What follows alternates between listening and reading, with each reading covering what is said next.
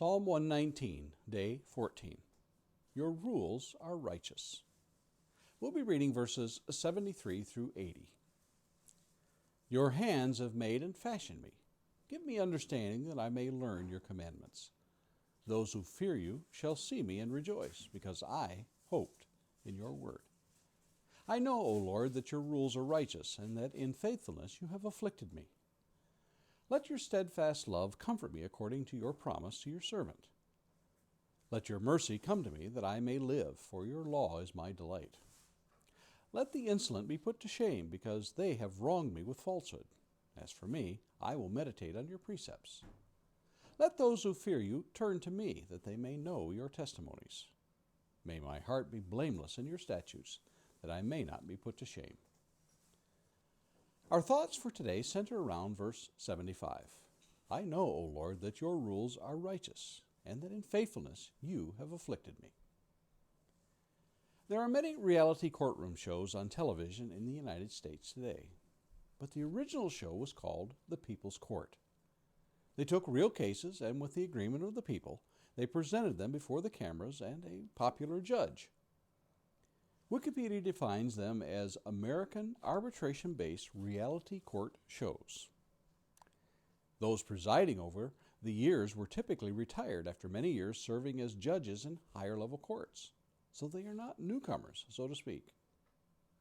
I don't recall a single case that I watched where the persons who received a negative judgment against them ever felt that they received a fair trial. They typically felt that the judge ignored the facts or was biased or any number of excuses of why they were not found innocent. It is rather typical for people to find excuses or place the blame on circumstances beyond their control. If we're late for an appointment, we blame the traffic. If our work has been subpar, we find something or someone to blame.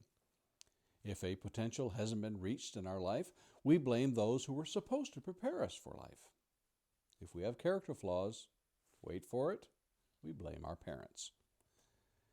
But in today's passage, the author accepts responsibility and feels that the punishment meted out was just. The rules were fair.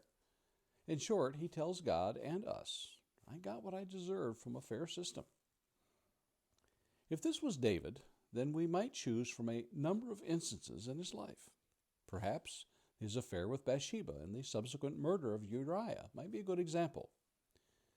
When confronted with a sin, here is David's reply. I have sinned against the Lord, 2 Samuel chapter 12, verse 13. David may have thought he could conceal his sin against Uriah, one of his trusted mighty men. But he knew when confronted he could not hide it from God. Were God's rules or judgments or laws unfair?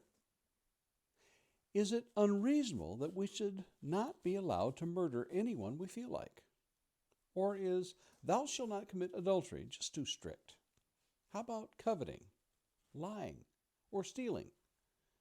Yes, these rules are righteous and exactly what we would expect from a righteous God. What David feels is genuine sorrow at having broken a commandment and an acceptance of punishment for his actions.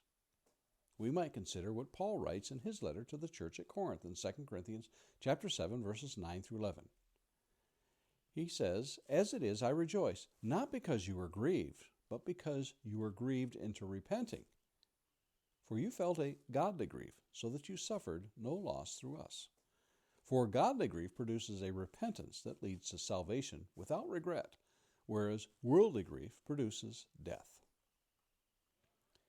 He contrasts godly grief to worldly grief.